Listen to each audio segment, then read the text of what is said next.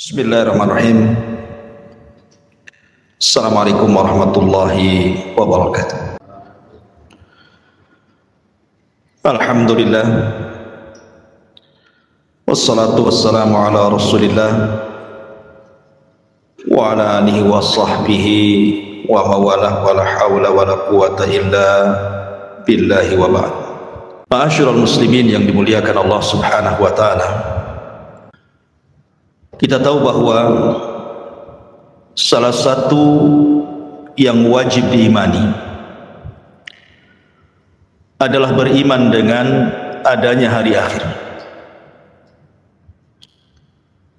Dan hari akhir itu ada arkannya, ada rukun-rukunnya.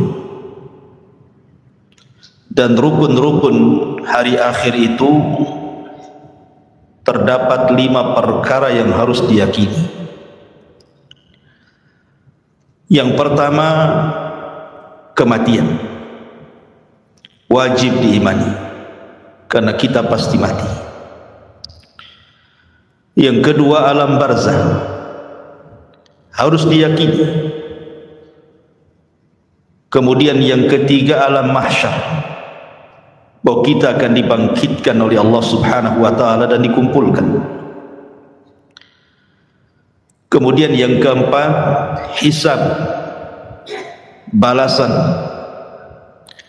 Dan yang terakhir adalah al-jaza, kesudahan daripada manusia. Apakah dia layak masuk surga ataukah tidak layak masuk surga. Itulah gambaran beriman dengan hari akhir. Ma'asyiral muslimin yang dimuliakan Allah subhanahu wa ta'ala, kita tahu bahwa ketika diutusnya Nabi SAW menjadi Nabi dan Rasul, disitulah mulai Israfil meletakkan ujung trompetnya dan siap meniup, menunggu izin dari Allah subhanahu wa ta'ala. Kenapa Israfil baru meletakkan moncong sangkakalanya saat diutusnya Nabi sallallahu alaihi wasallam? Karena Nabi kita adalah akhirul anbiya, akhir dari seluruh para nabi, dan kita adalah akhir al-umam, akhir dari seluruh umat. Artinya tidak ada nabi setelah Nabi Muhammad sallallahu alaihi wasallam dan tidak ada umat setelah umat Rasul sallallahu alaihi wasallam. Setelahnya kiamat. Makanya Nabi sallallahu alaihi wasallam ketika suatu hari tidak nyenyak tidur, tidak enak makan, merenung, sahabat heran dan bertanya. Maka Nabi SAW menjawab, bagaimana mungkin aku bisa nikmat hidup, nikmat tidur, nikmat makan, nikmat minum, dan begitu seterusnya. Faqad iltaqama sahibul qarni qarnan. Sementara malaikat Israfil, pemilik sangkakala itu, siap meniupkan trompetnya. Kapan diizinkan Allah, maka dia akan tiupkan itu. Tetapi keadilan Allah subhanahu wa ta'ala, setiap perkara itu ada muqaddimahnya. Allah subhanahu wa ta'ala tidak langsung mengkiamatkan alam semesta ini, tapi ada muqaddimahnya yang disebut dengan alamat kiamat kubra. Ada alamat-alamat kiamat besar. Tentu sebelumnya ada alamat-alamat kiamat kecil. Tapi mendekati kiamat ini yang muncul tanda-tanda alamat besar, dan itu jumlahnya 10 tanda. Kalau terjadi 10 tanda ini, maka habislah alam semesta. Secara ringkas, yang pertama munculnya Dajjal. Kemudian yang kedua, turunnya Isa ibn Maryam. Kemudian yang ketiga, munculnya Ya'juj wa Ma'juj. Ini 3 alamat pertama. Kemudian 3 alamat pertengahan, munculnya dukhan. Maksudnya dukhan itu asap yang tebal, yang sangat hitam pekat yang ada di langit. Kemudian setelahnya munculnya matahari dari arah barat. Kemudian setelahnya munculnya binatang dari perut bumi yang disebut dengan dabatun minal ardh. Binatang melata bisa bicara, yang menstempel mukmin dan kafir. Ini 3 alamat pertengahan. Maka alamat yang terakhir 3 gempa.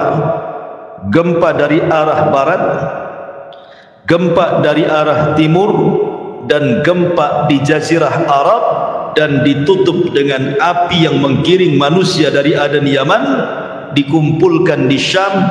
Disitulah kiamat dibangkitkan. Inilah 10 tanda kiamat besar. Orang-orang yang beriman tidak akan merasakan tentang adanya kiamat besar, karena orang-orang yang beriman itu sebelum Israfil meniupkan sangkakalanya sudah diwafatkan oleh Allah Subhanahu wa ta'ala dengan cara dikirim angin yang sangat-sangat dingin, kemudian menerpa setiap ketiak orang yang beriman walaupun punya iman sebiji zarah, maka akan wafat dengan angin itu, sehingga tidak ada yang hidup kala itu kecuali orang yang paling jahat, yang paling buruk, yang paling kafir, yang paling syirik kepada Allah Subhanahu wa ta'ala. Nabi SAW bersabda, la taqumus sa'ah illa ala syiraril khalqi. Tidak akan tegak hari kiamat kecuali tegak kepada manusia yang paling buruk yang ada di permukaan bumi. Ma'asyiral muslimin yang dimuliakan Allah Subhanahu wa ta'ala, ketika Allah Subhanahu wa ta'ala izinkan Israfil untuk meniupkan sangkakalanya, maka apa yang terjadi? Al-qari'atu mal qari'ah. Wa ma adraka mal qari'ah? Yauma yakunun nasu kal farashil mabthus. Al-qari'ah itu adalah suara yang keluar dari trompet moncong sangkakala yang ditiup Israfil. Itulah al-qari'ah, diambil dari al-qar, suara yang bisa memecahkan gendang-gendang manusia, dan suara yang bisa mewafatkan semua manusia yang hidup kali itu. Maka sekali tiupan, dan itu menunjukkan kemurkaan Allah Subhanahu wa ta'ala, karena tidaklah mungkin Allah menghancur-hancurkan alam semesta kecuali karena kemurkaannya. Maka kiamat itu karena kemurkaan Allah Subhanahu wa ta'ala.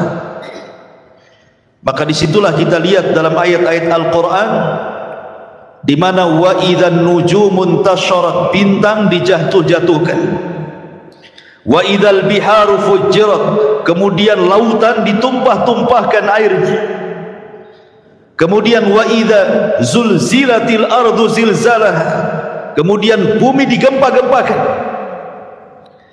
Ma'asyiral muslimin yang dimuliakan Allah Azza wa Jalla, Anda bisa bayangkan ketika terjadi tsunami Aceh, itu hanya sebagian kecil laut yang ngamuk gitu ya, yang marah karena kemarahan Allah Subhanahu wa ta'ala. Dalam hitungan menit bisa menghancurkan bangunan dan melenyapkan banyak nyawa. Itu baru sebagian kecil laut. Ketika terjadi gempa di Jogja, dalam hitungan menit bangunan-bangunan roboh menimpa manusia, bangunan hancur, jiwa-jiwa melayang, dan begitu seterusnya. Begitu juga peristiwa gempa di Lombok, dan saya saksikan sendiri karena saya ke sana. Satu kabupaten rata dengan tanah. Ma'asyiral muslimin yang dimuliakan Allah Azza wa Jalla, ini bagian kecil dari bumi. Bagaimana karena Allah Subhanahu wa ta'ala mengatakan idza zulzilatil ardu zilzalaha, Allah Subhanahu wa taala mengidhafahkan zilzal kepada ha, zilzalaha. Allah tidak katakan zilzalan. Kalau zilzalan artinya sekali gempa, boleh jadi di sini gempa, di situ tidak gempa. Tapi ketika zilzal kemudian diidhafahkan kepada ha yang kembali kata ganti ini kepada bumi, artinya satu bumi gempa. Kalau sudah satu bumi gempa, mau lari kemana? Kalau gempa di Batam bisa lari ke Tanjung Pinang, gempa di Tanjung Pinang bisa lari ke Medan, kan gitu. Tapi kalau di Medan gempa, Tanjung Pinang gempa, Batam gempa, semua daerah gempa, lah mau lari kemana? Maka saat itu tidak ada yang bisa lari, karena di mana-mana gempa. Ya. Ma'asyiral muslimin yang muliakan Allah Subhanahu wa taala, sampai pada waktunya Allah Subhanahu wa taala mewafatkan semua manusia, semua jin, bahkan semua malaikat. Bahkan malaikat maut Allah wafatkan juga. Ketika malaikat maut ditanya, man baki, siapa yang tersisa dari malaikat yang hidup? Kata malaikat maut, tidak ada kecuali abdukal fakir, hambamu yang fakir ini. Maka Allah mengatakan, maut, mati kamu. Sampai malaikat pencabut nyawa pun mati. Ketika itulah Allah Subhanahu wa taala menggulung langit dan mengepal bumi. Dan Allah Subhanahu wa taala berfirman, limanil mulkul yaum, limanil mulkul yaum. Kalian tahu sekarang siapa yang berkuasa? Kalian tahu sekarang siapa yang berkuasa? Tidak ada yang jawab, karena tidak ada yang hidup masalahnya. Tidak manusia, tidak jin, tidak malaikat. Makanya Allah Subhanahu wa taala menjawab sendiri, lillahil wahidil qahar. Kekuasaan itu hanya milik zat yang satu, dialah zat yang maha perkasa lagi kuat, Allah Subhanahu wa taala.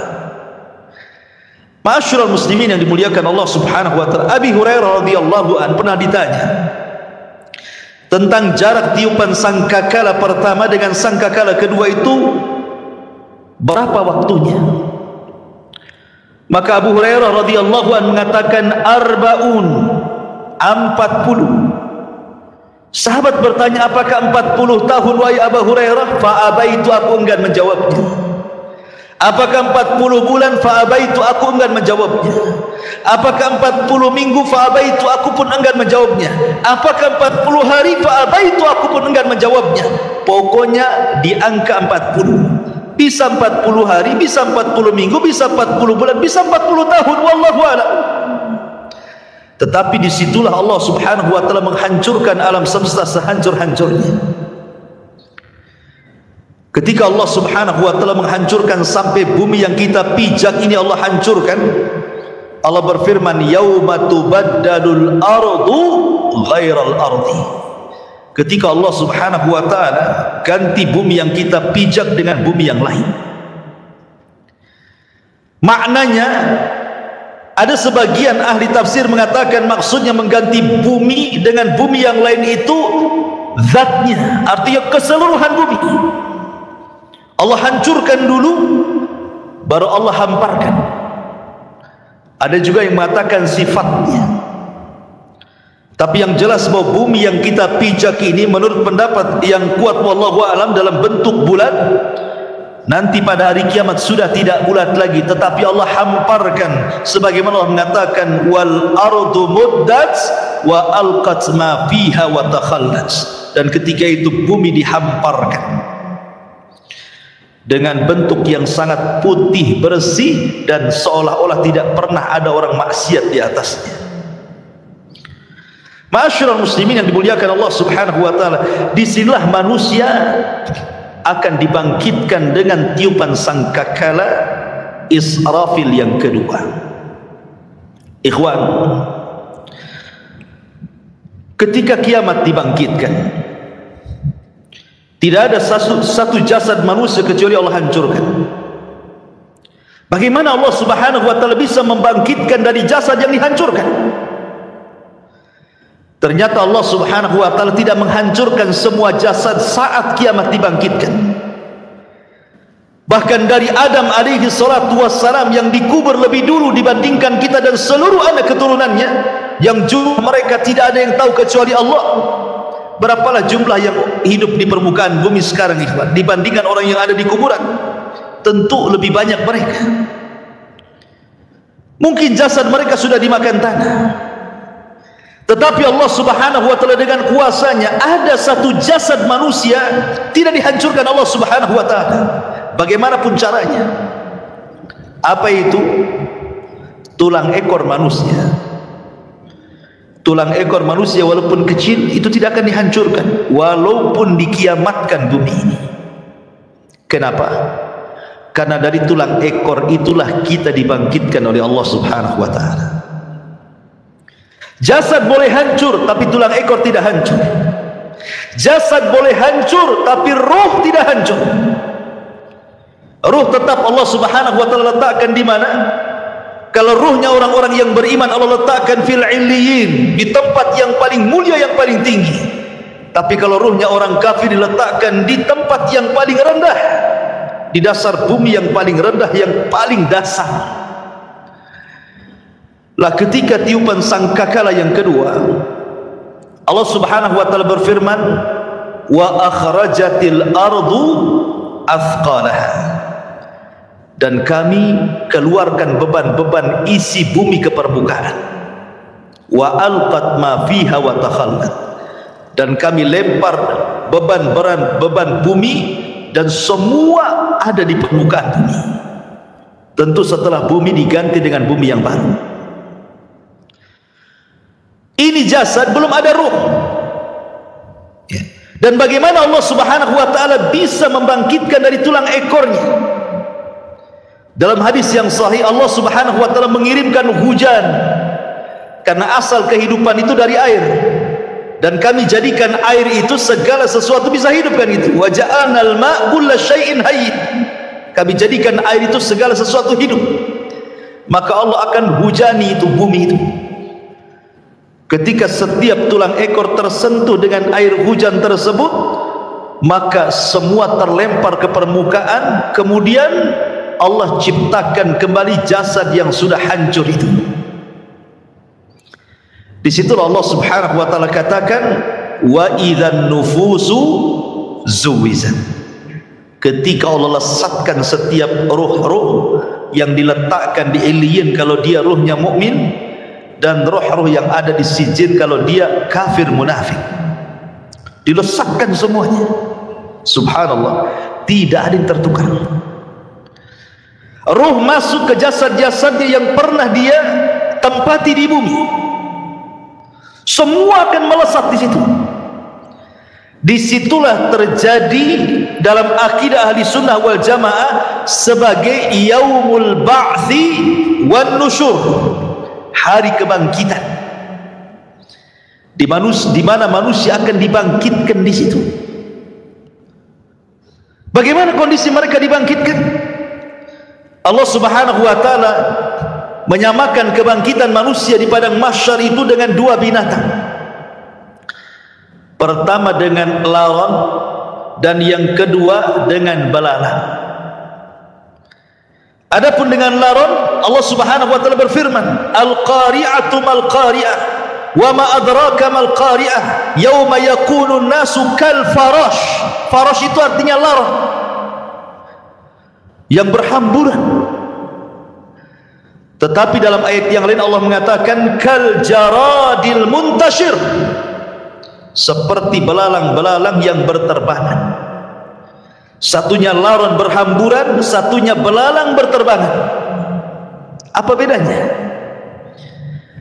Menurut ulama akidah, adapun ketika Allah subhanahu wa ta'ala menyamakan hari kebangkitan itu manusia seperti laron, itulah permulaan kebangkitan. Di mana ketika manusia bangkit ikhwan, manusia itu tidak tahu harus kemana, karena padang pasir itu la ma'lama fi, tidak ada tanda sama sekali.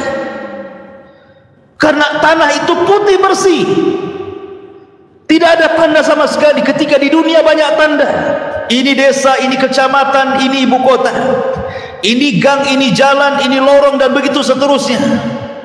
Ini kota, ini desa, ini hutan. Di dunia ada maklam, ada tanda. Tapi di akhirat tidak ada tanda masalahnya.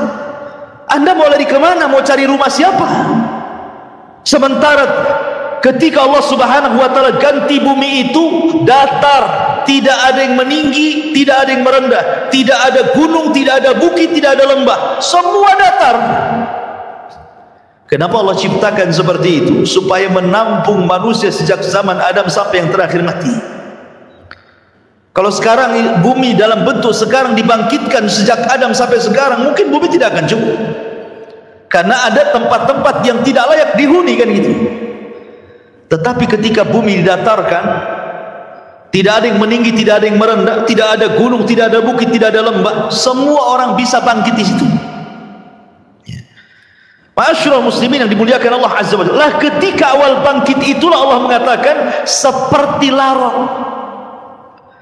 Antum perhatikan laron, apabila ada lampu datang laron. Laron ini kalau terbang tidak ada aturan. Nabrak kawannya, tiba-tiba besoknya sudah sayapnya bertebaran di mana-mana, jatuh sana kemari, kan? Begitulah kondisi laron. Itulah awal kebangkitan. Manusia lari ke sana, lari ke sini, tidak tahu kemana harus dituju. Nabrak sana, nabrak sini. Baru setelah kemudian ada panggilan di satu titik, agar mereka mendekati kepada panggilan yang Allah Azza wa Jal perintahkan malaikat untuk memanggil, barulah mereka tertib mengarah ke satu titik. Itulah yang disebut dengan jaradil muntashir, seperti belalang. Karena belalang ini kalau terbang bersama koloninya, dia jelas kemana arahnya. Makanya Allah Subhanahu wa ta'ala menyebutkan dengan dua binatang, belalang dan laron, baru ke satu titik. Ma'asyiral muslimin yang dimuliakan Allah Subhanahu wa ta'ala, di sini ada peristiwa yang luar biasa.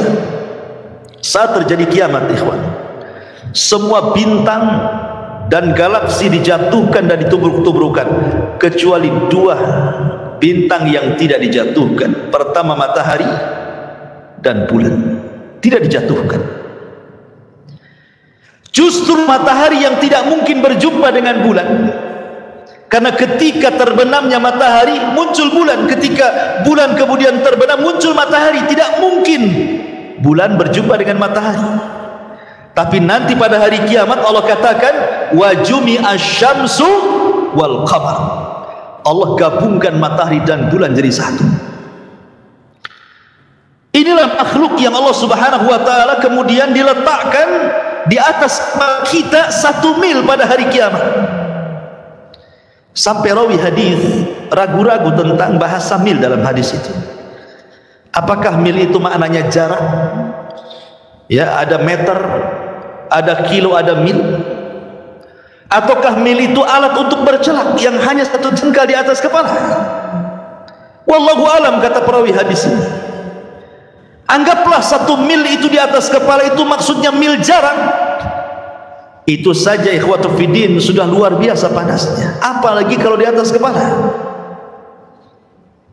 Padahal di dunia ini Allah Subhanahu wa ta'ala sudah berikan keadilan, kan? Di mana matahari diletakkan pada porosnya, disesuaikan dengan daya kehidupan manusia, sehingga manusia tidak terlalu kedinginan, tidak terlalu kepanasan. Allah letakkan persis di porosnya. Kalau seandainya matahari yang di porosnya ini mendekat sedikit ke bumi, terbakar bumi. Kalau seandainya matahari di porosnya menjauh dari bumi, bekulah bumi. Makanya Allah letakkan itu supaya tidak beku dan tidak terbakar, pas di tempatnya. Tetapi Allah Subhanahu wa ta'ala pada hari kiamat Allah kumpulkan matahari dan bulan. Walaupun kesudahannya matahari dan bulan ini kemana? Dimasukkan ke dalam jahannam. Sampai sahabat bertanya, Rasul, apa dosa matahari?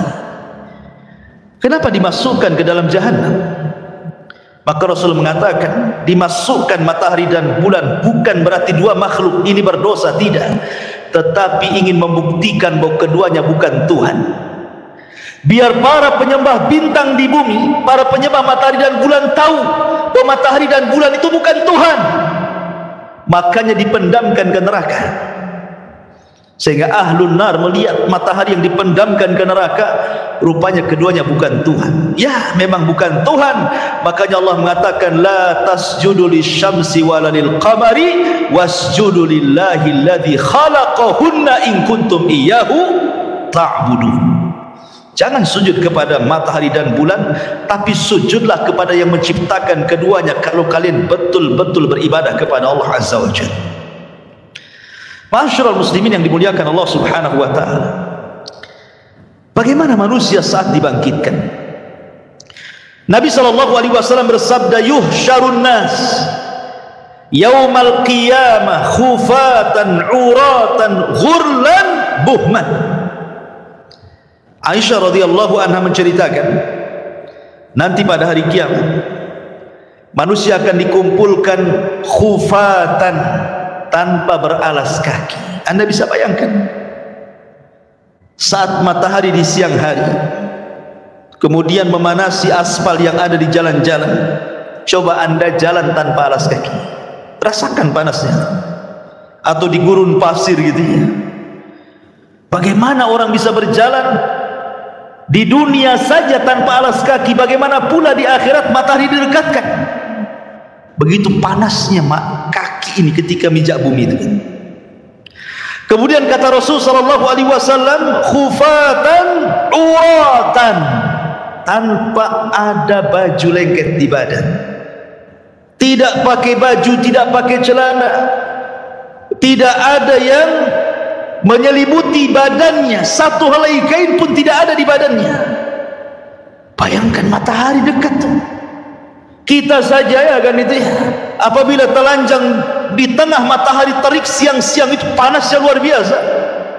Ini telanjang bulat. Kemudian kata Nabi sallallahu alaihi wasallam, khufatan duratan ghurlan, kembali tidak dikhitan. Waktu kita dikhitan, kita dibuang kulit, kemaluan, kemudian entah berantah kulit itu. Tapi Allah akan kembalikan lagi ke setiap jasad manusia. Untuk apa? Lidiqqatil hisab, kata para ulama, supaya hisabnya betul-betul komplit. Sampai kepada masalah kulit kemaluan pun harus nempel, supaya betul-betul dihisab ya. Kemudian yang terakhir kata Rasul, ghurlan, tanpa bawa harta di badan. Artinya tidak bawa harta di badan itu ya tidak bawa apa-apa ya. Kalau di bumi ini antum pamannya safar bawa dompet gitu kan masih tenang lah tuh ya. Tetapi jangan lagi dompet, jangan lagi kartu ATM, pakaian pun tidak, celana pun tidak, celana dalam pun tidak. Lalu apa yang dibanggakan pada hari kiamat ikhwan? Itu menunjukkan bahwa Allahu aghniya wa nahnul fuqara. Allah itulah zat yang kaya, kita ini fakir ya. Karena nggak ada bawa apa-apa. Apa yang mau dibanggakan pada hari kiamat? Dibangkitkan itu semua akan sama. Baik para raja yang dibangkitkan seperti itu, para menteri yang dibangkitkan seperti itu, orang-orang kaya yang dibangkitkan seperti itu, orang miskin juga sama, semua sama. Tidak ada yang dibanggakan pada hari itu di hadapan Allah Subhanahu wa taala, dan tidak ada yang disombongkan pada hari itu. Ma'asyiral muslimin yang dimuliakan Allah Subhanahu wa taala, ada sebuah hadis yang dikeluarkan Imam Muslim. Nabi sallallahu alaihi wasallam mengatakan, yub'atsu kullu 'abdin 'ala ma mata 'alaihi. Manusia akan dibangkitkan pada hari kiamat sesuai dengan kondisi saat dia mati. Walaupun sebagian ulama hadis mengatakan bahwa hadis ini maksudnya dibawa ketika sakaratul maut, bahwa manusia itu saat kematiannya disesuaikan dengan kebiasaan hidupnya, gitu maksudnya. Kalau kebiasaan hidupnya dia baik, insya Allah akan diwafatkan dengan cara husnul khatimah. Kalau kebiasaan hidupnya jahat, bisa saja dia diwafatkan dalam su'ul khatimah. Tapi ada juga yang mengatakan dari kalangan muhadditsin bahwa hadis ini berbicara tentang kebangkitan. Manusia itu akan dibangkitkan sebagaimana saat dia mati. Makanya Nabi SAW, kenapa ketika orang-orang yang haji itu yang masih menggunakan kain ihram, kemudian qadarullah meninggal, kata Nabi SAW suruh dikafani dengan ihramnya kan, karena dia akan bangkit pada hari kiamat dan dia akan menggunakan pakaian itu sambil mengucap labbaik Allahumma labbaik. Kemudian ketika Nabi SAW menguburkan para syuhada, mereka tidak dimandikan, tidak dikafankan, tidak disolatkan, langsung dimasukkan ke dalam liang lahat dengan pakaian mereka yang masih berlumuran darah, karena mereka akan dibangkitkan seperti itu dan darah-darah mereka menjadi saksi syuhada mereka. Dan saat dikubur, maka malaikat Munkar dan Nakir tidak akan bertanya soal siapa Tuhanmu, siapa nabimu, apa agamamu. Kenapa? Karena kata Nabi SAW, kafa, cukuplah bibariqatis suyuf, kilatan-kilatan pedang saat jihad, fitnah bagi dia, sehingga tidak ada fitnah kubur lagi. Ma'asyiral muslimin yang dimuliakan Allah Azza wa Jalla, bahkan pada hari kiamat Abu Sa'id Al-Khudri radhiyallahu anhu mengatakan, nanti pada hari kiamat ada orang-orang yang diseret dengan wajahnya. Subhanallah, kita di bumi berjalan dengan kedua kaki, tapi nanti saat dibangkitkan ada manusia-manusia berjalan kakinya di atas, kemudian wajahnya diseret, wajahnya di bawah, jalan dengan kepalanya. Sahabat bertanya, ya Rasulullah, wahai Rasul, kok ada orang yang seperti itu? Maksudnya kok bisa, bukankah di dunia dia berjalan dengan kakinya? Maka Nabi mengatakan, alaysa alladhi amshahu ala rijlaihi fid dunya qadiran ala an yamshiyahu ala wajhihi yaumal qiyamah. Kata Nabi SAW, bukankah ketika di bumi dia bisa berjalan dengan kedua kakinya? Siapa yang menjadikan dia bisa berjalan seperti itu? Allah. Maka sebagaimana Allah mampu menjalankan manusia di bumi dengan kedua kakinya, maka Allah pun mampu menjalankan dengan wajahnya pada hari kiamat. Dan mereka orang-orang kafir. Bahkan subhanallah, al-jaza min jinsil amal, ikhwan, balasan itu sesuai dengan amalan. Ada manusia saat dibangkitkan itu kecil ya, di tengah manusia yang besar-besar dia dibangkitkan seperti semut, sehingga dia harus terseok-seok menghindari langkah kaki orang yang lari ke sana kemari. Lihatlah semut kecil kan. Kalau seandainya kita melihat semut kecil kemudian kita jalan, terkadang ada semut yang kita injak. Jadi ada ketika dibangkitkan itu, manusia dibangkitkan seperti seekor semut kecil sekali. Dia harus terseok-seok ke sana kemari menghindari injakan-injakan manusia yang lari ke sana kemari. Siapa mereka? Mereka al-mutakabbirun, orang-orang yang sombong. Sebagaimana Nabi SAW bersabda tentang mereka, bahwa orang-orang yang sombong akan diciptakan seperti biji zarah pada hari kiamat. Mereka terseok-seok karena menghindari injakan kaki manusia yang besar itu. Kenapa Allah buat dia kecil? Karena ketika dunia dia merasa besar, ya kan, orang sombong itu kan merasa besar ya, maka Allah buat kecil pada hari kiamat. Ada juga ma'asyiral muslimin yang dimuliakan Allah Azza wa Jalla, ketika dia bangkit, dia kemudian terseok-seok kayak orang mabok, tidak tahu harus kemana. Dan mereka adalah para pemakan riba.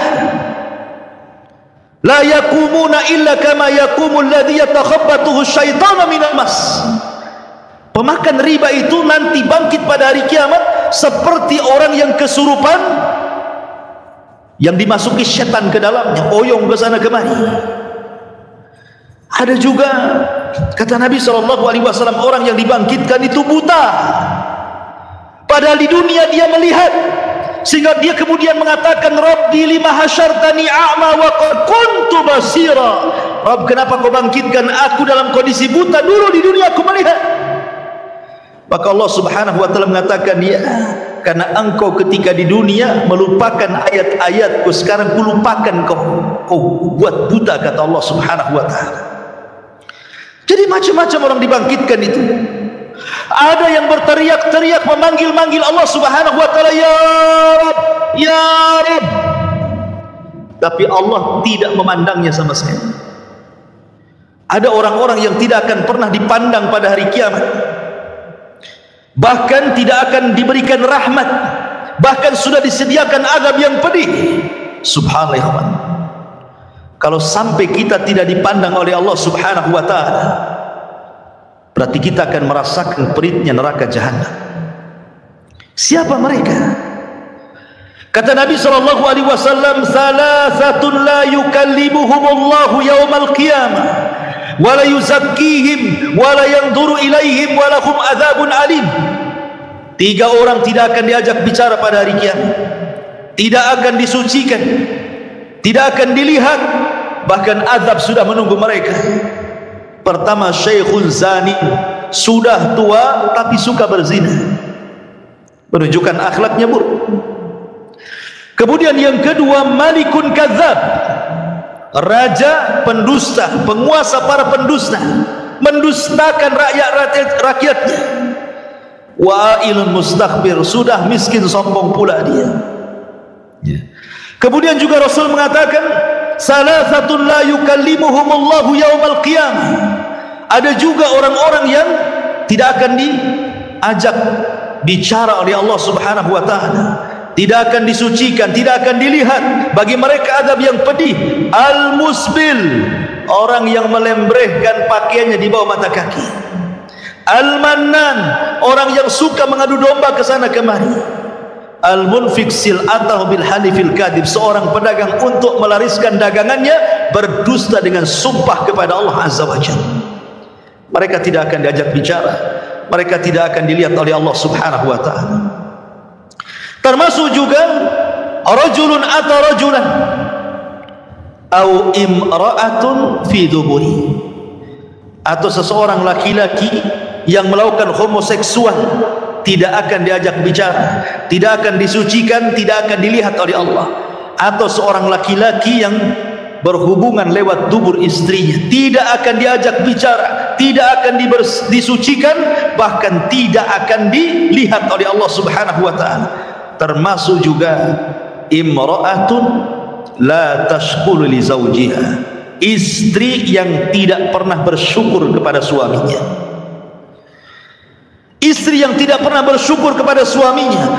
Apabila suaminya mendatangkan banyak kebaikan, hanya satu kesalahan, dia mengatakan engkau tidak pernah berbuat baik. Bersyukur kepada suaminya. La yanzurullah ila imra'atin la tashkuru li zawjiha. Allah tidak akan melihat kepada seorang wanita yang tidak pernah syukur kepada suaminya. Jadi ada orang-orang yang tidak akan dilihat Allah. Dia panggil-panggil ya Rabb, ya Rabb. Allah tidak peduli dengan orang itu. Bahaya ikhwan, kalau sampai tidak dilihat oleh Allah Subhanahu wa taala. Lah ketika itu ma'asyiral muslimin, maka Allah Subhanahu wa taala mulai pisah-pisahkan manusia itu. Awalnya kan berkumpul tuh, jadi satu. Sejak zaman Adam sampai yang terakhir mati terkena trompet sangkakala Israfil, dibangkitkan semuanya. Di situ masih kumpul para nabi, para syuhada, para siddiqin, para salihin, orang awamnya, dari mulai zaman Adam sampai yang terakhir, masih satu di padang mahsyar itu. Baru Allah pisah-pisahkan di situ. Apa kata Allah Subhanahu wa taala? Kata Allah Subhanahu wa taala, "Hei, siapa yang di antara kalian ketika di dunia menjadi para pemimpin yang adil, keluar kalian kemari, berdirilah di bawah arsy Allah Subhanahu wa taala, kalian mendapatkan naungan."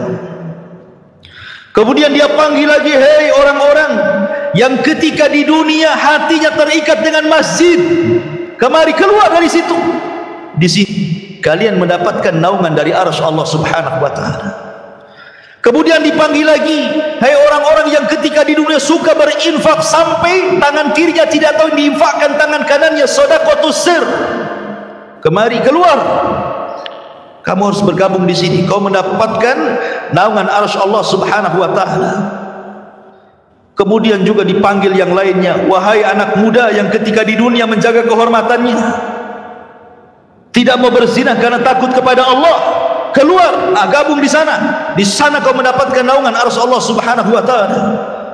Termasuk kalian yang saling mencinta karena Allah, membenci karena Allah, keluar, gabunglah kau di situ. Itulah yang disabdakan Nabi sallallahu alaihi wasallam, sab'atun yudhilluhumullahu fi dhillihi yauma la dhilla illa dhilluh. 7 orang yang akan mendapatkan naungan di hari yang tidak ada naungan kecuali naungan Allah Subhanahu wa taala. Mereka akan dikeluarkan, ya, akan dikelompokkan sesuai dengan amalan mereka, gitu maksudnya. Termasuk ahli sedekah, karena sedekah itu as-sadaqatu, bahwa sedekah itu akan mendapatkan naungan pada hari kiamat. Ma'asyiral muslimin yang dimuliakan Allah Subhanahu wa taala, lalu berapa waktu mereka harus tinggal di padang mahsyar itu? Ulama mengatakan bahwa mereka akan tinggal di padang mahsyar itu 50 alf sanah, 50.000 tahun. Tentu 50.000 tahun ini berlaku kepada orang-orang kafir, berlaku kepada orang-orang munafik dan orang-orang mujrim. Tapi orang-orang yang beriman tidak. Hisab mereka cepat. Kenapa? Karena usianya juga pendek. Kata Nabi SAW, a'maru ummati baina sittina wa sab'in. Usia umatku itu berkisar 60 sampai 70 tahun saja. Karena usianya pendek, hisabnya pun cepat. Tapi kalau umat dulu kan usianya lama-lama, sehingga hisabnya juga lama. Makanya orang-orang yang beriman, mereka akan tinggal di padang mahsyar itu cuman setengah hari, tapi setengah harinya kehidupan akhirat. Berapa setengah harinya kehidupan akhirat? Allah mengatakan, inna yauman inda rabbika ka alfi sanatin mimma ta'udun. Satu hari kehidupan akhirat bila dibandingkan dengan kehidupan dunia sama dengan 1000 tahun. Berarti setengah harinya 500 tahun. Jadi orang-orang yang beriman akan tinggal 500 tahun saja. Sementara orang kafir akan tinggal 50.000 tahun kehidupan akhirat, tinggal dikali 1000 tahun kehidupan dunia. Berapa lama mereka harus tinggal di situ, ikhwan? Begitulah Allah Subhanahu wa taala hendak mengadili mereka seadil-adilnya. Ma'asyiral muslimin yang dimuliakan Allah Azza wa Jalla. Jadi manusia itu dibangkitkan dengan berbagai macam gaya. Makanya Allah mengatakan ashtatan liyurau a'malahum. Ashtah, ya, ashtah itu artinya bangkitnya macam-macam. Ya, tadi ada yang buta, ada yang oleng gitu ya.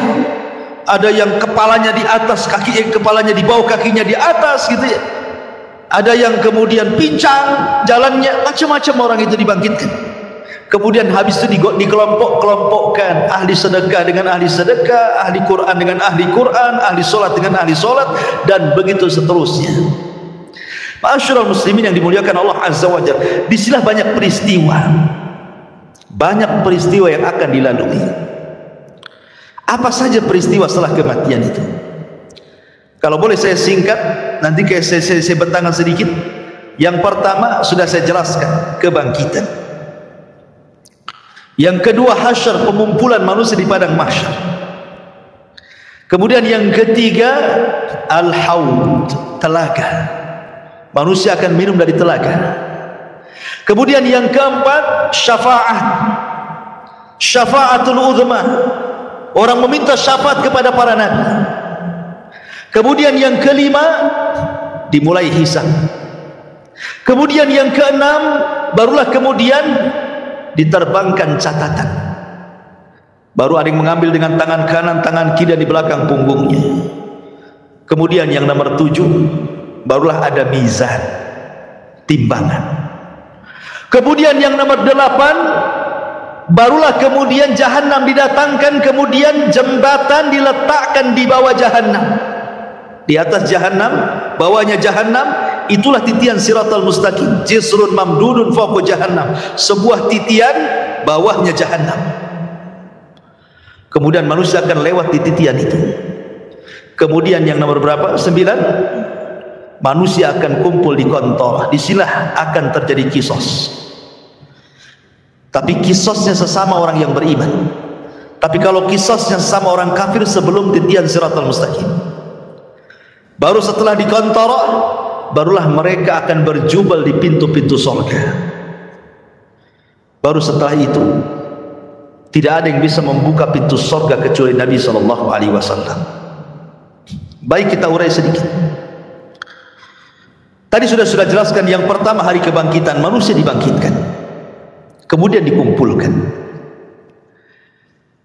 Ketika manusia tertidur dan cukup lama, kemudian terbangun, pasti yang Anda rasakan akan merasakan haus yang luar biasa. Iya kan? Kalau tidur lama gitu kan, bangun pasti pengen minum. Seperti Anda juga pengen minum. Itu ya. Bismillah, minum dulu. Masya Allah. Jadi ketika mereka kehausan ini, maka mereka mencari air. Setiap para nabi Allah Subhanahu wa taala sudah berikan telaga. Likullin nabi haudun. Setiap nabi diberikan telaga. Dan telaga yang paling besarlah telaga Nabi kita Muhammad sallallahu alaihi wasallam. Maka umat Rasul sudah diarahkan ke masing-masing nabinya. Termasuk kita umat Islam diarahkan kepada telaga nabi kita. Telaganya sangat besar. Airnya putih, lebih putih dibandingkan susu kata Rasul. Lebih manis dibandingkan madu. Dan satu kali minuman tidak akan haus selamanya, dan tidak akan rebutan karena gelasnya sejumlah bintang yang ada di langit kata Nabi. Dan orang yang pertama dibolehkan minum, merekalah orang-orang Ansar dari kalangan sahabat Nabi SAW. Lah kenapa tidak Muhajirin?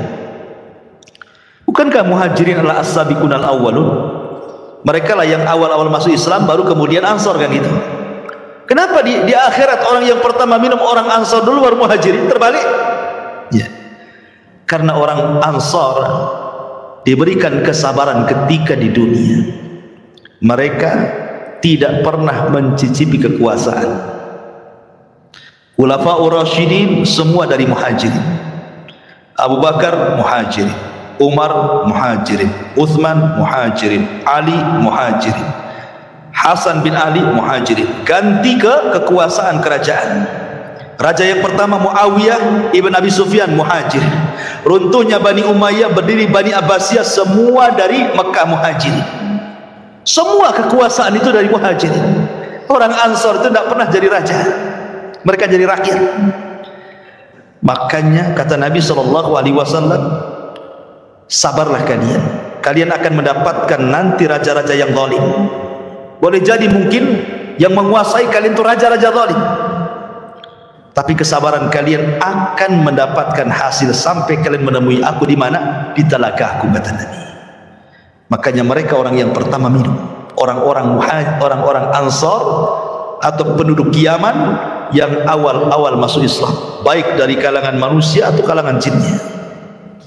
Ya. Baru setelah itu Muhajirin, baru setelah itu para ulama, baru setelah itu umumnya umat Rasul, sampai yang terakhir datang sekelompok umat Rasul hendak minum. Tiba-tiba dihalau para malaikat, tidak boleh. Nabi SAW kasihan dan mengatakan, ummati itu umatku, biarkan wahai malaikat, biar dia minum. Tapi kemudian Rasul diberitakan bahwa mereka tidak layak minum. Kenapa? Ya Muhammad, innaka la tadri ma ahdatsu ba'daka innahum ghayyaru wa baddalu. Wahai Muhammad, engkau tidak tahu apa yang terjadi sepeninggalmu. Mereka itu sudah merubah ajaran-ajaranmu. Mereka itu sudah menjauhi sunnah-sunnahmu. Mereka tidak layak minum dari telagamu. Makanya ulama mengatakan orang yang tidak akan minum dari telaga Rasul, pertama orang murtad, tidak akan minum. Yang kedua orang munafik, tidak akan minum. Yang ketiga orang yang mereka selalu menyelisih sunnah Rasul, dari kalangan ahli bidah. Kemudian yang keempat, para murtakib al-kabair, orang-orang yang senantiasa terus melakukan dosa besar. Mereka tidak layak minum dari telaga Nabi SAW. Ya. Padahal ikhwan, meminum dari telaga Rasul itulah yang menentukan nasib kita saat di padang mahsyar. Karena ketika matahari didekatkan, kita merasa haus. Sementara Rasul mengatakan, siapa yang meminum satu teguk saja dia tidak akan haus selamanya, kan? Artinya bisa meringankan beban saat matahari didekatkan sebenarnya. Ya. Baru setelah kemudian mereka minum, ada yang tidak, kemudian mereka berkumpul lagi di padang mahsyar, dibiarkan oleh Allah Subhanahu wa taala. Dengan matahari didekatkan, kemudian keringat dicucurkan, sampai-sampai keringatnya membanjiri, sampai kalau seandainya ada perahu dijalankan, perahu bisa jalan di keringatnya. Karena ada yang tenggelam selutut, ada yang tenggelam sepusat, ada yang tenggelam sedada, ada yang tenggelam setelinga, ada yang tenggelam betul-betul dengan keringatnya, sesuai dengan amalannya. Ya, ma'asyiral muslimin, ini menakutkan karena kumpulnya mereka saja sudah menakutkan. Kenapa menakutkan? Karena ketika di kuburan saja mereka sudah takut. Kan kalau orang-orang yang beriman masuk kuburan itu dibentangkan surga, ya kan? Ketika dia sanggup menjawab pertanyaan malaikat, siapa Tuhanmu? Allah. Siapa Nabimu Muhammad? Apa agamamu? Islam. Allah akan mengatakan dari langit, an sadaqa abdi, hambaku telah benar. Kalau begitu, bentangkan pintu dari sorga, hantarkan makanan, hantarkan minuman, hantarkan pakaian, hembuskan angin dari sorga supaya wangi kuburannya. Kan itu artinya dia bisa melihat sorga di kuburan. Tapi orang kafir, munafik dan ahli dosa, ketika dia tidak sanggup menjawab apa kata Allah, sempitkan kuburan sesempit-sempitnya, kan itu. Kemudian bentangkan neraka di hadapannya. Makanya ketika kemudian terjadi hari kiamat, mereka sudah melihat neraka saat di kuburan tuh. Makanya mereka sudah ketakutan luar biasa. Dari situlah akhirnya kemudian ketika Allah biarkan saja di padang mahsyar seperti itu, mulailah orang-orang berakal di antara mereka datang kepada Adam. Ya Adam, anta abul bashar, kau ini bapak manusia. Isfa' lana ila rabbik, mintalah syafaat kepada Rabbmu. Ala tara ila ma nahnu fi, tidakkah kau iba kepada kami, lihat kondisi kami. Tapi Adam mengatakan tidak bisa, karena aku sudah pernah melakukan maksiat sehingga Allah murka, dan kemurkaannya tidak pernah terjadi sebelum dan sesudahnya. Sebaiknya kau kenuh saja, datang kepadanya. Sama juga jawabannya. Kata Nuh, sebaiknya kau datang kepada Ibrahim. Sama pula jawabannya. Tidak bisa juga. Kata Ibrahim, sebaiknya kau datang kepada Nabi Musa. Musa pun sama. Bahkan kata Musa, sebaiknya datang kepada Isa. Jadi antara Adam, Nuh, Ibrahim, Musa, Isa, semua mengatakan nafsi, nafsi, urus diri kalian, katanya. Kata Isa bin Maryam, sebaiknya kalian datang kepada Muhammad sallallahu alaihi wasallam. Maka mereka datang kepada Rasulullah. Baru Nabi SAW tidak menolak permintaannya dan mengatakan ana laha, kan ku coba, kata Rasul. Maka Nabi SAW berangkat sendiri, kemudian mendekati arsy Allah, kemudian sujud di bawah arsy dengan sujud yang sangat lama. Kemudian Allah datang dan mengatakan irfa ra'saka ya Muhammad. Kata Allah Subhanahu wa taala, angkat kepalamu wahai Muhammad. Sal qul tusma, sal tu'ta, isfa tushaffa. Katakan kau didengar, minta kau diberi, mintalah syafaat, ku beri kau syafaat, kata Allah. Ini yang disebut dengan syafaatul uzma, syafaat khusus yang hanya diberikan kepada Rasul kita, tidak diberikan kepada para nabi. Dan orang yang paling bahagia dengan syafaat Rasul, kata Abu Hurairah radhiyallahu an, dalam hadis Abu Hurairah, Nabi SAW bersabda, as'adun nas bi syafaati man qala la ilaha illallah. Orang yang paling bahagia dengan syafaatku, kata Rasul, adalah orang yang mengucapkan kalimat la ilaha illallah. Tentu bukan hanya lisan, artinya orang yang menegakkan tauhid, tidak melakukan kesyirikan. Yang sekarang lagi merebak para perdukunan itu syirik-syirik semua tuh. Ya, jangan percaya kepada mereka. Kalau harus percaya kepada dukun, percayalah ke dukun urut kan ini. Jelas-jelas ngurut dia kan. Nggak ada mantranya ya ngurutnya. Dukun bayi, ya kan. Kalau dukun santet nggak usah percaya. Dukun ramal apalagi. Ya. Jadi ma'asyiral muslimin yang dimuliakan Allah Azza wa Jalla. Setelah syafaat, apa yang terjadi? Setelah syafaat ardul a'mal. Allah akan memperlihatkan amalan kita, ikhwan. Liyurau a'malahum. Allah akan perlihatkan amalan kita. Makanya ada hadis yang mengatakan nanti pada hari kiamat akan didatangkan manusia membawa pahala sebesar Bukit Tihamah. Coba bayangkan. Bukit Tihamah itu besar. Ya, lebih besar daripada Uhud, cuman lebih kecil daripada Uhud. Cuman kata Nabi nanti pada hari kiamat ada orang bawa pahala sebesar Bukit Tihamah. Diperlihatkan amalannya besar sekali. Tiba-tiba kemudian amalan itu dihilangkan. Gara-gara apa? Karena orang itu suka bermaksiat sendirian. Dia bermaksiat sendirian. Kok bisa maksiat sendirian? Nah, inilah alat maksiat sendirian. Ini alat maksiat sendirian. Cukup saya dan handphone saja. Itu maksiat sendirian, dalam kamar sendirian, nyumpet apa antum ya? Entah lagi nyebar hoax di situ. Copy paste hoax, ya kan? Itu apalah yang dilihat di situ. Ya. Waktunya sholat masjidu aja situ kan. Ini maksiat sendirian. Nanti ada orang pada hari kiamat pahalanya sebesar gunung Tihamah.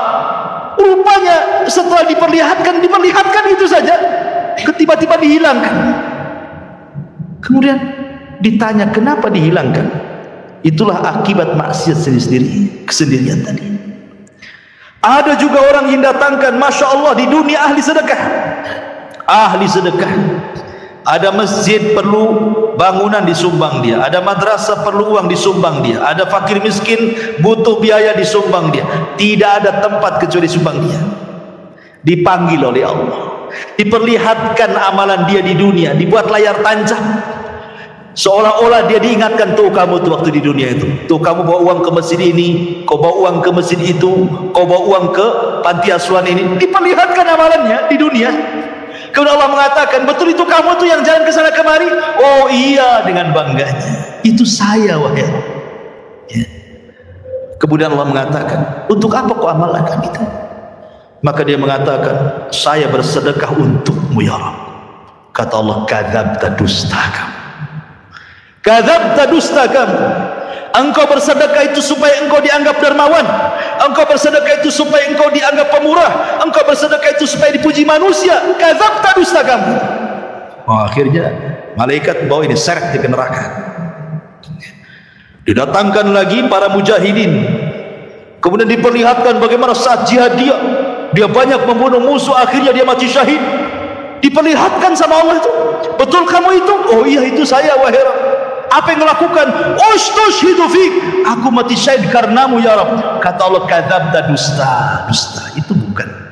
Kau ini perang hanya supaya orang menganggap kau pahlawan saja, kau pemberani supaya dikenang orang. Tidak. Kadzabta, dusta kamu. Seret, masukkan dia ke neraka. Didatangkan lagi orang pakar Quran, alim bil Quran. Sehari-harinya dia baca Quran, dia ajarkan Al-Quran, dia baca Quran, dia tegak kepada Allah dengan Al-Quran. Diperlihatkan, betul kamu itu yang semalaman salat dengan membaca Al-Quran? Oh iya, itu saya, wahai Rabb, katanya. Untuk apa kau lakukan? Oh, qara'tu fikal Quran, aku baca Quran untukmu ya Rabb. Kadzabta, dusta kamu. Kamu membaca Quran itu supaya manusia menganggap kau qari, ahli pakar Quran, hebat dalam Quran, dan begitu seterusnya. Kadzabta, dusta kamu. Syaratkan neraka. Jadi ada orang-orang yang diperlihatkan amalannya, itu disebut ardul a'mal namanya. Baru setelah ardul a'mal masuk pada perkara hisab. Ikhwan, hisab ini mencakup pertama orang kafir, kedua orang munafik, ketiga orang yang beriman. Adapun orang kafir ada yang mengatakan tidak dihisab. Apa yang mau dihisab? Amalannya sudah lebur-lebur. Makanya Allah mengatakan a'maluhum karamadin istaddat bihi, amal mereka sudah habis, lunas di dunia saja nggak diterima. Lalu apa yang mau dihisab? Ada yang berpendapat tidak akan dihisab orang kafir, langsung ke jahanam. Tapi ada juga mengatakan tetap dihisab, hanya sekedar formalitas untuk menunjukkan keadilan Allah Subhanahu wa taala. Orang munafik lebih jahat dibandingkan orang kafir. Maksudnya munafik i'tiqad ya, bukan munafik amal. Apa bedanya munafik i'tiqad dengan amal? Kalau munafik i'tiqad itu zahirnya Islam, hatinya kafir. Jadi dia masuk Islam dengan badannya, keluar dari Islam dengan hatinya. Tapi kalau munafik amal ini masih muslim, dia hanya meniru sifat munafik. Kalau ngomong dusta, kalau janji khianat, itu munafik amal namanya. Beda ya. Dia tidak dikeluarkan dari Islam. Jadi munafik yang dikeluarkan dari Islam itu yang mendohirkan Islam, menyembunyikan kekufuran, seperti orang-orang orientalis dan begitu seterusnya ya. Kan ada orang-orang misionaris yang ingin memurtadkan kaum muslimin, pura-pura masuk Islam. Adapun hisabnya orang-orang mukmin ada dua. Ada yang disebut dengan hisaban yasira, mudah hisabnya. Ada yang disebut dengan hisaban asira, sulit hisabnya. Apa bedanya? Kata Nabi SAW, hisab yang mudah itu, orang ini akan ditanya oleh Allah Subhanahu wa taala semua apa yang dilakukan dia di dunia, tetapi dia tidak diwajibkan untuk menjawab, hanya mengiyahkan saja. Betul kamu zina? Iya. Betul kamu rampok? Iya. Betul kamu ini? Iya. Betul kamu itu? Iya. Betul kamu sholat? Iya. Betul kamu puasa? Iya, ya, gitu saja ya. Habis itu Allah tutupi aibnya dan Allah ampuni dosanya. Itu hisab yasir, mudah. Tapi hisabnya ada yang sulit.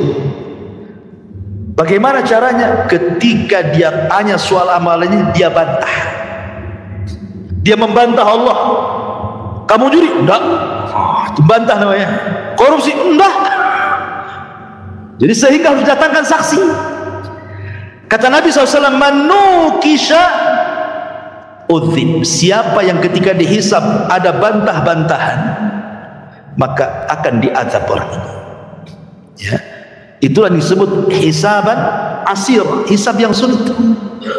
Kalau dia sampai bantah-bantahan, berarti dia mendapatkan hisab yang sulit.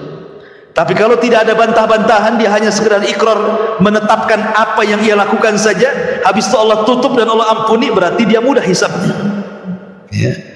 Itulah yang disebut dengan hisab mudah dan hisab sulit.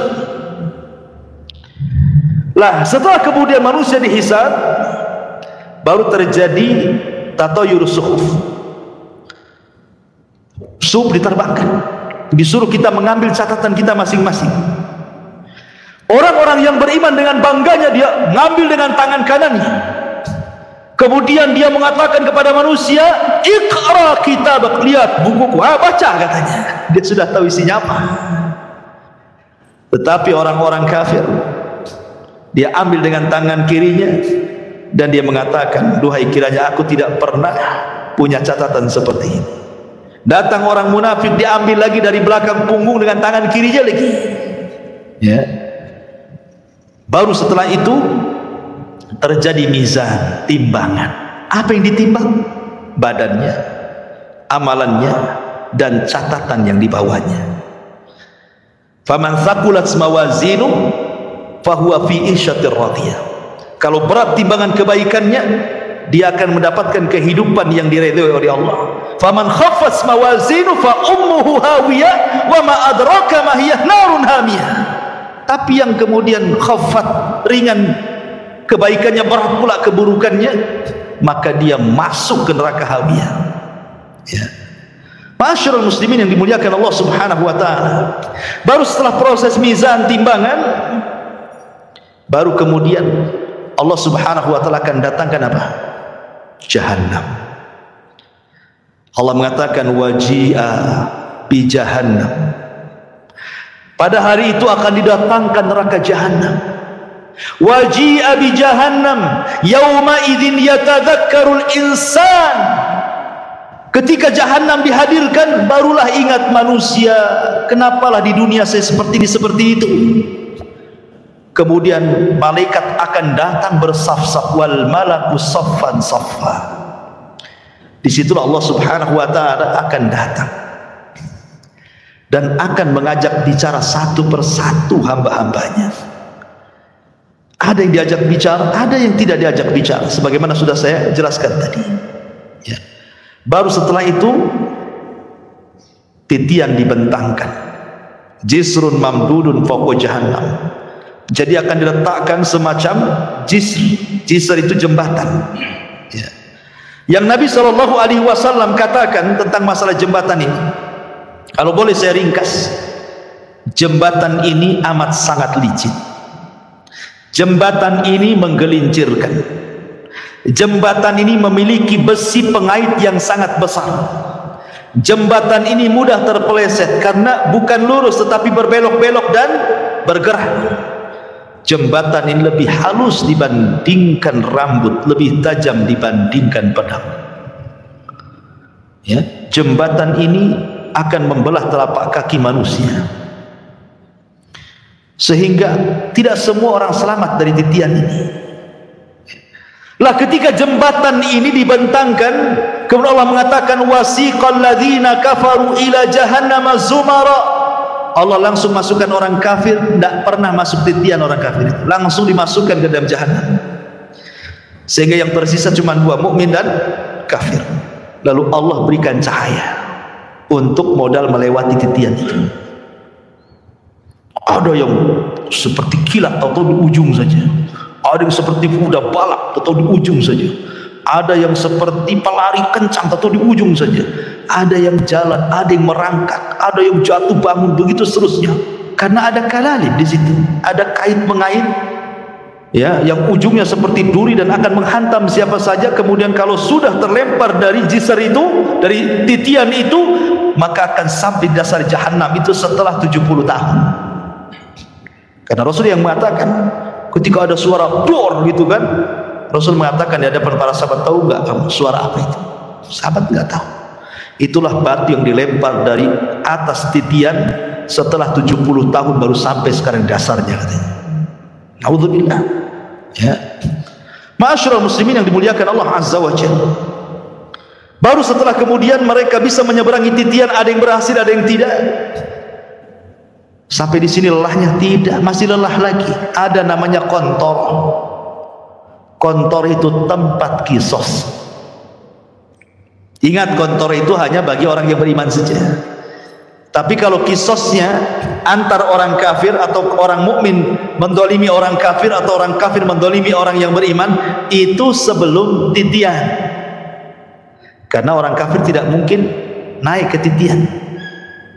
Jadi kalau ada orang Islam mendolimi orang kafir, terjadi kisos di sini.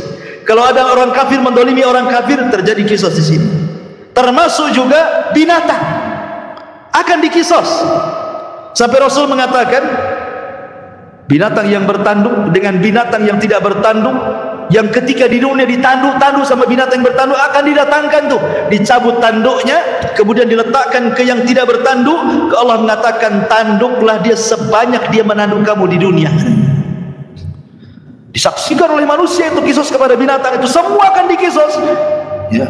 Yang buaya makan kambing gitu ya, kemudian harimau makan kancil, semua akan terjadi kisos. Tapi selesai kisos, selesai hisab, apa kata Allah? Uni turaba, jadilah kalian tanah. Maka binatang-binatang itu semua jadi tanah. Orang-orang kafir menyaksikannya, tiba-tiba mereka mengatakan, ya laitani kuntu turaba, duhai kiranya aku jadi tanah seperti binatang itu, katanya. Mungkin tidak, mustahil ya. Lah ini kalau kisosnya di sebelum titian ini bagi orang-orang kafir, sementara kisosnya orang-orang yang beriman setelah titian. Inilah yang dikenal dalam hadis Nabi SAW sebagai hadis muflis namanya. Hadis orang bangkrut. Kata Nabi, atadruna mal muflis hadil ummah, tahu nggak kamu orang bangkrut di antara umatku ini? Sahabat ya polos saja, orang bangkrut ya orang gulung tikar, usahanya kolab, nggak punya dinar, nggak punya dirham. Oh, itulah orang bangkrut, kata Nabi. Bukan. Orang bangkrut itulah orang yang datang dengan pahala salat, pahala puasa, pahala zakat, pahala-pahala lain-lainnya. Di satu waktu dia pernah mendolimi si fulan, mencaci maki, memukul si fulan, menumpahkan darah si fulan, mengambil harta si fulan, dan begitu seterusnya. Di sini terjadi antara barter pahala dan dosa. Jangan ke situ dulu kan, sini. Dulu kau memukul saya. Mana pahalamu? Diambil pahalanya. Mau pergi lagi ke pintu surga, tunggu dulu. Dulu kamu mencaci maki saya. Sini pahalamu. Berangkat lagi, tunggu dulu. Dulu kau yang menginjak kaki saya. Tunggu dulu. Akhirnya banyak orang yang minta pahala dia, habis pula pahalanya. Ketika habis pahalanya, masih ada juga. Ingat gak? Dulu kau yang ambil uang saya. Sini pahalanya. Saya tak ada pahala. Tak apa kau tak ada pahala, aku punya dosa. Nih dosaku ambil. Begitu kan? Datang lagi. Dulu kau pernah menzalimi saya. Mana pahalamu? Tidak punya. Nggak apa-apa. Nih dosaku ambil. Bayangkan coba. Makanya Rasul mengatakan orang ini disebut orang bangkrut. Kalau ibarat pedagang itu modal habis, hutang pula numpuk. Orang ini habis pahalanya diberikan orang, dosa pula ditanggung dia, gitu maksudnya ya. Makanya disebut bangkrut orang ini. Kalau masih tersisa pahalanya, ada kesempatan masuk surga. Kalau tidak, dicemplungi lagi ke neraka. Di sini terjadi kisos, ikhwan, antar orang yang beriman. Bahkan yang mengeri adalah kisosnya pembunuhan. Karena awal yang pertama dihisab oleh Allah itu, kalau hak manusia adalah masalah darah, dan itu ketika proses hisab itu, yang pertama kali hak manusia adalah darah. Tapi kalau hak Allah, sholat. Yang pertama dihisab kalau hak Allah adalah sholat. Tapi kalau hak hamba, masalah darah. Kata Abdullah ibn Abbas radhiyallahu anhu, orang-orang yang dibunuh itu akan membawa kepala, tangan kirinya diambil kepalanya. Jadi dia berjalan tanpa kepala. Walaupun ketika di dunia dibunuhnya bukan dipenggal kepalanya, mungkin diracun, mungkin dicekik, mungkin diapa gitu ya, mati. Tapi nanti pada hari kiamat orang-orang yang dibunuh tanpa kepala berjalan menghadap Allah, dan tangan kirinya membawa kepalanya sambil bercucuran darah di lehernya. Kemudian tangan kanannya membawa pembunuhnya dihadapkan kepada Allah. Kemudian dia mengatakan, ya Rabb, sal hada lima qatalani. Ya Rabb, tanya orang ini, kenapa dia sampai membunuh? Tanya, ya, karena pembunuhan itu kan sebagaimana sabda Rasul nanti di akhir zaman, al-qatil la yadri fi ma qatal wal maqtul la yadri fi ma qutil. Orang yang membunuh bingung kenapa dia bisa membunuh, orang yang dibunuh lebih bingung lagi kenapa saya bisa dibunuh. Karena dalam Islam itu aturan bunuh membunuh sudah ada, qisas, atau dia berzina dan sudah menikah, atau karena dia murtad, jelaskan begitu ya.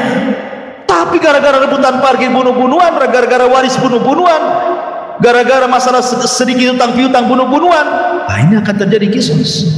Dan kisos ini akan diulang. Walaupun di dunia kisos ini berlaku, tetap akan diulang. Karena yang namanya kisos itu belum memuaskan sebuah keadilan, walaupun sesuai dengan syarat Islam. Apalagi tidak sesuai dengan syariat Islam. Yang sesuai dengan syariat Islam saja tidak memenuhi keadilan. Contoh, si A membunuh si B, yang satu preman, yang si B ini orang soleh. Si B ini dia penopang keluarganya, yang satu ini preman. Dibunuhlah orang baik ini, kemudian datang ke mahkamah Islam, diponis kisos, dibunuh premannya, akhirnya sama-sama mati kan. Tapi bagi keluarga belum ada keadilan. Ini yang mati orang baik, ya. Ketika dia sudah meninggal, akhirnya terputuslah nafkah ke keluarganya. Ini yang preman dibunuh lagi, yang keluarganya nggak suka dia preman, biarkan aja dia mati kan. Jadi belum memenuhi keadilan kan hati kita ini, maka di akhirat diulang lagi supaya memenuhi keadilan. Makanya ketika masuk surga kata Ibnu Utsaimin rahimahullahu taala, wa naza'na ma fi sudurihim min ghillin ikhwana, tidak ada lagi dendam, tidak ada lagi marah, ya, tidak ada lagi dendam kesumat, betul-betul dihilangkan dalam hatinya. Karena sudah ada kisah 2 kali kan, ingin menghilangkan dendam kesumatnya. Ketika masuk surga semua jadi satu hati, ya. Jadi terjadi kisah itu. Kembali ke kontora. Nah, setelah kontora itulah adalah pintu-pintu surga. Disitulah manusia berjubel di pintu-pintu surga. Kata Rasul, sayati alaikum zaman kadhidu minaz ziham, akan datang waktunya manusia berdesak-desakan di pintu surga. Tidak ada yang bisa membuka pintu surga. Sampai pun Adam tidak bisa buka pintu surga kecuali Nabi kita Muhammad SAW. Ana awal man aftatihu babal jannah. Saya orang yang pertama kali membuka pintu surga. Ketika Rasul buka pintu surga, tiba-tiba ada wanita mau mendahului masuk ke dalam surga, ya. Ada perempuan lari mau mendahului Nabi masuk surga. Kata Rasul, tunggu dulu, siapa kamu? Maka wanita yang mengatakan, saya wanita yang merawat banyak anak yatim, ya. Dari sini kata para, lihat bagaimana para pengkafil yatim berdua sama masuk ke dalam surga. Itulah yang dinamakan ana wa kafilul yatim fil jannati kahataini. Aku dan para perawat anak yatim itu seperti ini di surga, kata Nabi. Ya kan? Tetapi yang jelas bahwa di sini Rasul yang pertama kali masuk surga ya bukan wanita ini. Cuma dia mau bersama Nabi, mau mendahului Nabi, cuma di stop kan gitu ya. Bagaimanapun yang pertama membuka pintu surga Rasul, yang pertama masuk ke dalam surga pun Nabi sallallahu alaihi wasallam. Adapun kehidupan di surga tentu kehidupan yang luar biasa, karena bagaimanapun Rasul yang mengatakan a'dadtu li ibadis salihin ma la ainun ra'at wa la udhunun sami'at wa la khatara ala qalbi bashar, gitu ya. Aku siapkan di surga itu kenikmatan yang tidak pernah dilihat mata, didengar telinga, terlintas pun tidak. Subhanallah, ya. Ma'asyiral muslimin yang dimuliakan Allah Subhanahu wa taala. Lah, surga itu bertingkat-tingkat. Ada sebuah hadis ketika menjelaskan tentang keutamaan qari'ul Quran, para penghafal Quran atau para penggemar membaca Quran. Kata Nabi sallallahu alaihi wasallam, ini di surga nih. Iqra wartaq warattil kama kunta turattil fid dunya fa inna manzilataka inda akhiri ayatin taqra'uha. Kata Rasul menjelaskan nanti di surga Allah akan memerintahkan para penghafal Quran atau orang-orang yang gemar membaca Quran, bacalah. Subhanallah, Quran ini bukan hanya dibaca di dunia, di surga pun dibaca, ya. Bacalah, naiklah. Karena nanti ahli surga itu akan diberikan rop-rop sayap di belakangnya untuk naik ke tingkatan-tingkatan di atas. Naiklah, terbanglah, ya. Dan pelankan bacaanmu, tartilkan bacaanmu. Sebagaimana kau di dunia mentartilkan bacaan Quran, di surga pun kau tartilkan. Nanti akhir kedudukanmu di surga sesuai dengan akhir ayat yang kau baca di dunia, kata Nabi. Kata Ibnu Taimiyah, Syekhul Islam Ibnu Taimiyah ketika memberikan catatan kepada hadis ini, bahwa tingkatan di surga itu sejumlah ayat dalam Al-Quran. Berapa ayat dalam Al-Quran itu? 6.500 kurang lebih. Itu jumlah ayat dalam Quran itu 6.500 kurang lebih. Artinya tingkatan di surga itu ya segitulah jumlahnya, 6.500 kurang lebih. Yang 100 tingkatan disediakan oleh Allah untuk para mujahidin fisabilillah, lebihnya sesuai dengan amalannya. Berarti di sini menunjukkan bahwa surga itu banyak, 650 lebih, 6.500 tingkatan lebih. Sementara satu surga itu luasnya selangit dan di sebumi, dan satu tingkatan ke tingkatan berikutnya itu perjalanan 500 tahun. Semakin tinggi surga, semakin indah tingkatannya. Karena surga itu sifatnya darajat, darajat tangga ke atas. Kalau neraka itu sifatnya darokat, tangga ke bawah makin jelek. Kalau surga ke atas makin baik, gitu maksudnya. Makanya orang naik lebih lelah dibandingkan orang terjun. Coba lu terjun, tinggal jegur aja kan. Naik, capek ke atas. Makanya ke surga itu perlu tenaga, perlu lelah, perlu letih. Ke neraka enggak perlu. Tinggal jegur aja antum ke situ. Jadilah antum penduduk neraka. Enggak perlu antum beli, enggak perlu antum bayar, enggak perlu pakai uang. Dan enggak perlu sekolah. Orang maksiat itu enggak perlu sekolah. Kalau ibadah itu perlu sekolah karena ada ilmunya. Salat aja ada ilmunya. Gimana takbiratul ihram, apa yang mau dibaca? Maksiat enggak perlu sekolah, enggak perlu S2 maksiat itu. Tamat TK aja bisa maksiat. Makanya tidak lelah orang masuk neraka itu, tapi enak. Itulah makanya ikhwatul fiddin, kenapa surga itu dibaluti dengan makari, hal-hal yang tidak suka, sementara neraka itu dibaluti oleh syahwat, hal-hal yang orang suka masuk ke situ. Ya. Lah surga yang bertingkat-tingkat ini Allah Subhanahu wa taala berikan kepada siapa? Orang-orang yang masuk ke dalam surga sesuai dengan tingkatannya. Bahkan di surga itu minimal satu orang itu mendapatkan 2 istana. Paling sedikit orang yang masuk surga itu dapat 2 istana. Dapat 2 istana. Kalau seandainya di dunia antum dapat 2 rumah di Sukajadi yang paling dalam, yang paling mewah itu, wah udah senang sekali. Tapi sayang rumah di Sukajadi nggak seberapa dibandingkan rumah di surga. Cuman karena nggak kelihatan, makanya malas untuk bangun rumah di surga. Maunya di dunia saja karena nampak gitu ya. Lah jadi paling sedikit orang masuk surga itu, setiap orang mukmin masuk surga minimalnya 2 istana Allah berikan. Kenapa? 1 istana solid milik dia, 1 istana itu milik orang kafir yang masuk neraka, diwariskan kepada orang yang beriman. Tilkumul jannah uristumuha, itulah surga yang diwariskan kepada kamu. Jadi minimalnya 2. Dan Allah mengatakan waliman khafa maqama rabbihi jannatan, bagi yang takut kepada Rabbnya maka dia Allah berikan 2 surga. Tapi kita bisa lebih daripada hanya 2 istana. Bahkan setiap hari antum bisa menambah istana itu dengan mudah. Kata Rasul, barang siapa yang membaca qul huwallahu ahad Allahus samad lam yalid walam yulad walam yakul lahu kufuwan ahad 10 kali dalam sehari semalam, banallahu lahu baitan fil jannah, Allah akan bangunkan antum istana di surga tanpa modal. Cukup baca qul hu 10 kali. Modal? Tidak. Modal ngomong saja. Kalau antum bangun rumah sak jelek-jelekan di kos-kosan, keluar uang pondasi, uang bata, uang batu, uang semen, uang spandek, uang keramik, macam-macam. Cukup kulhu 10 kali jadi itu istana di surga. Tapi baca kulhu aja malas, ya kan? Karena nggak nampak masalahnya. Coba kalau seandainya saya kasih rumah antum, nggak usah di Sukajadi, tiban kampung 1. Ya. Tapi kulhunya jangan 10, 5.000. Wow, langsung pada daftar besoknya.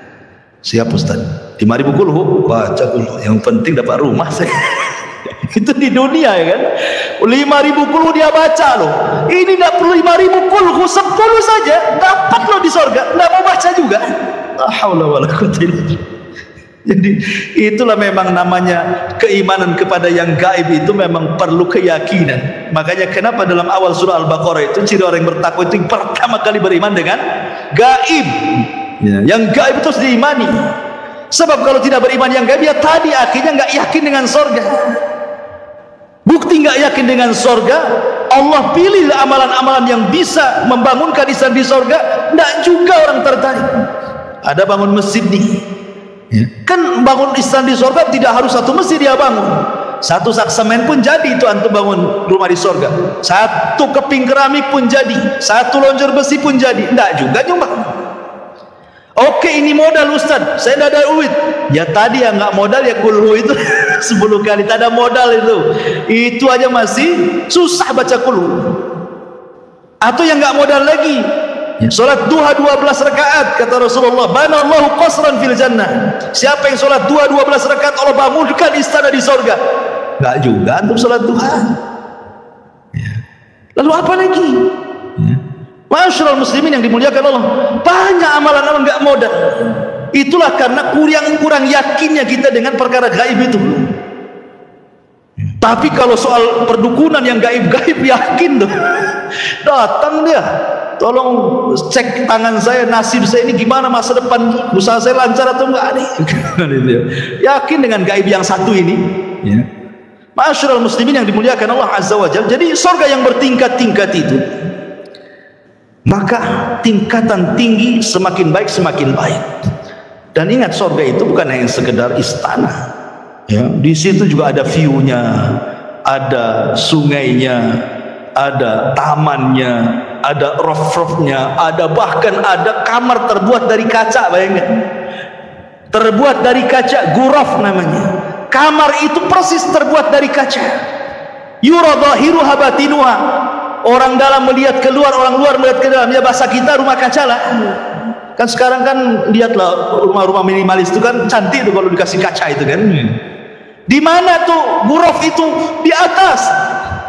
Kalau kita ini di dunia bangun satu bangunan di atas, harus ada tiang dari bawah nopang tuh. Di sorga tak ada. Tak ada tiang, ya gitu saja kamar. Ustaz, gimana saya kesananya katanya. Antum pikir antum di sorga kayak apa? Terbang antum ke sana. Ya. Karena semua binatang di sorga itu, jangankan kita, binatang di sorga semua terbang. Makanya bahasa Quran itu lahmi tair. Tair itu artinya burung.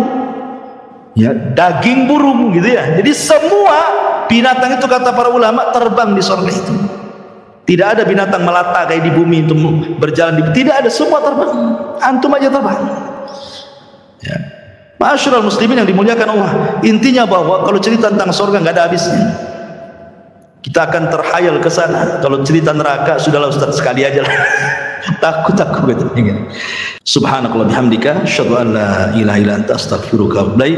Allahu ta'ala. Assalamualaikum warahmatullahi wabarakatuh.